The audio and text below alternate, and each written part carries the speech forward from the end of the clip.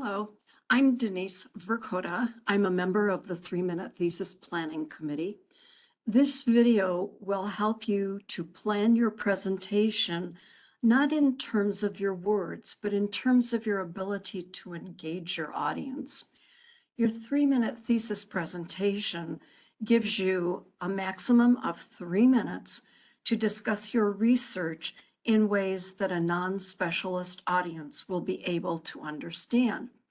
In terms of the judging criteria that will be used, your presentation should be clearly delivered, and you should display enthusiasm in order to capture and maintain the audience's attention. Now, notice I skipped over the second criteria about the slide. The slide is so important that there's a video devoted to the slide on this Canvas site, and I hope that you'll take the time to listen to it. When we talk about engagement, we're talking about you as the medium of your message, to get your message to your audience in such a way that they become engaged and stick with you through the entire presentation. They want to hear what you have to say. Another way of putting that is that you're trying to develop a prepared conversation. And I know that sounds like a conflict in terms, but what it means is you're using everything available to you that you'll see in the list in the middle of the slide. You've thought about these things, you've prepared, you've practiced, but yet when you stand up to deliver your presentation, you are very conversational, very spontaneous and natural appearing. Now, the thing about these areas, your voice, facial expression, and so on, is that if you plan and practice them, you may come across as being mechanical or artificial. So what you want to do instead is to be committed to your words and then be aware of all of the other things that we're going to be talking about today.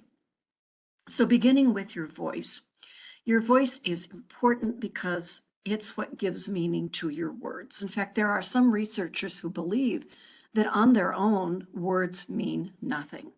So to make your voice do the best job it can, speak with adequate volume because you will not have amplification.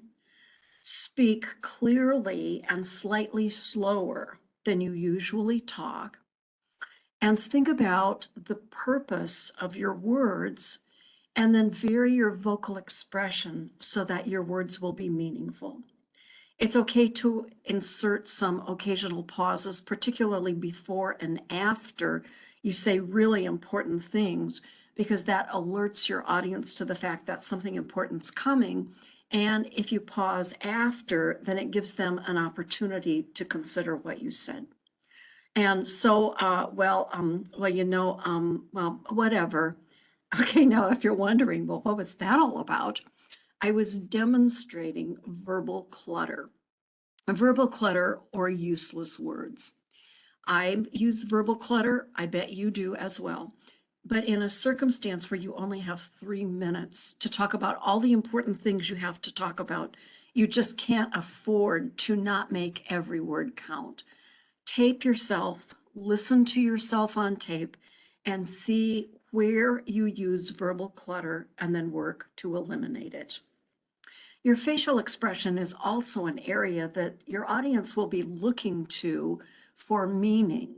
And so the expressions on your face should be consistent with what you're saying verbally.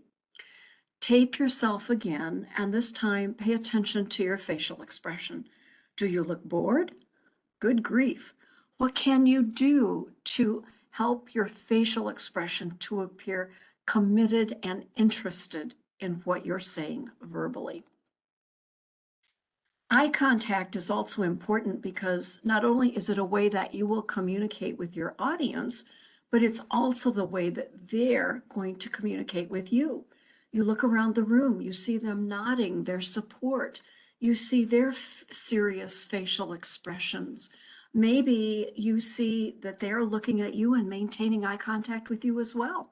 So through your through your eye contact, you appear confident, and in looking around you and making eye contact with others in the audience, that will help you in addition to be confident.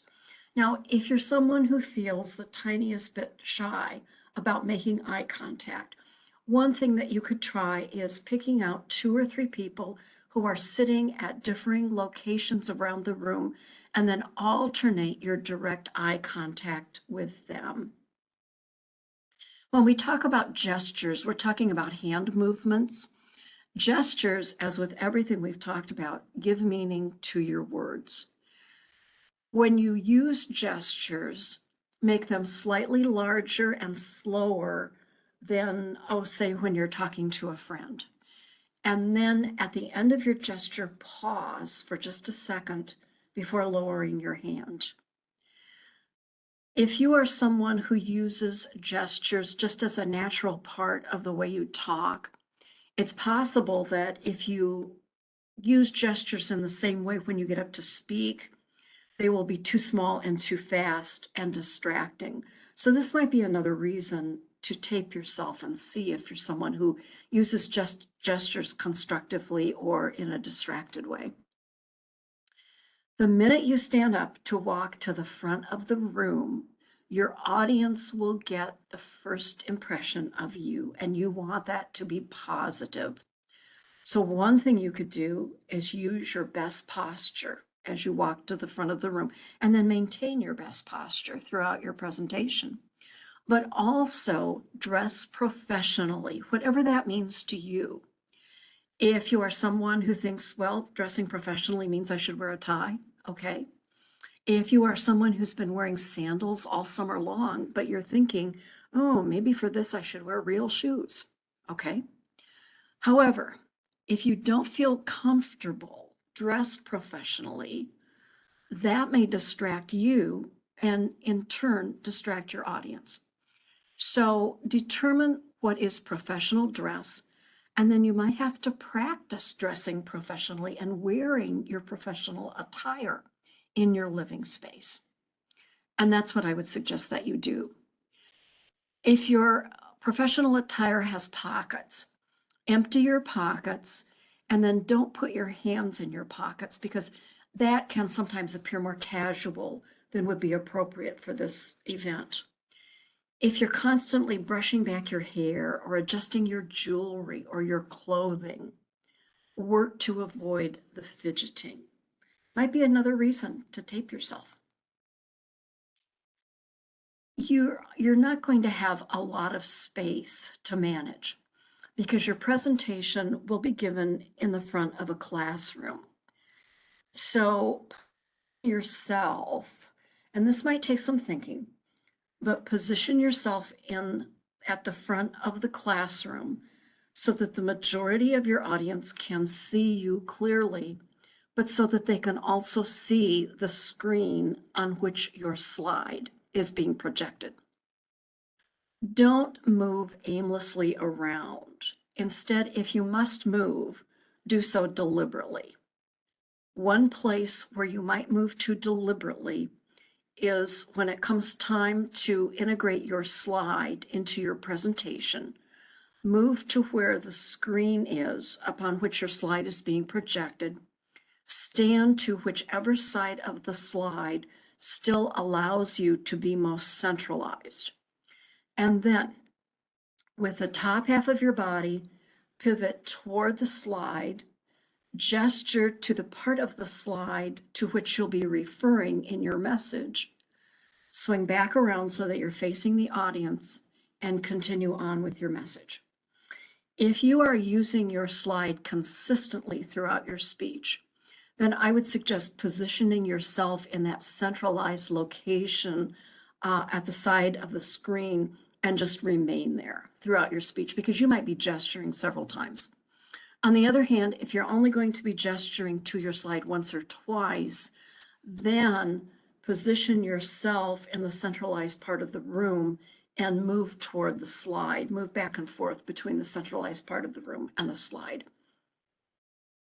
Even breathing is a part of your delivery. It's a good idea for your breath to be controlled. In other words, you're going to take in breath to a count of, say, 5 or 6. You're going to pause for a second, and then you're going to exhale your breath to the same count. And you can practice your breathing anywhere at any time. In fact, while you're waiting for your turn to speak, I would practice this breathing. Because when you stand up to speak, you are going to use your breath in a way that helps you to control your voice, and in doing so, to feel more confident. It's also okay if you want to pause from time to time to take a deep breath. That also gives you an opportunity to gather your thoughts and think about where you're going to proceed next. If you're someone who has been a competitor in sports, or if you're a musician or an actor or whatever you do, if you're a performer and or a competitor, you know the importance of being a little bit nervous. Being a little bit nervous helps you to be energetic. It keeps you on your toes. And it's a whole lot more fun for an audience to listen to someone who's energetic and on their toes. So to attain that state of nerves that helps you, the good nerves, practice before the event. On the day of the event, try to get some exercise. All of the presentations will be in the afternoon, so be sure that you eat lunch, but don't eat too much. If you have a lot of food in your stomach, it might make you sluggish and you're going to lose the energy. We've talked about clothing, we've talked about breathing. When you get up to give your speech, before you begin, look around the room at the audience and smile at them. Take a deep breath and finally begin. And the best of luck to you with your 3MT presentation.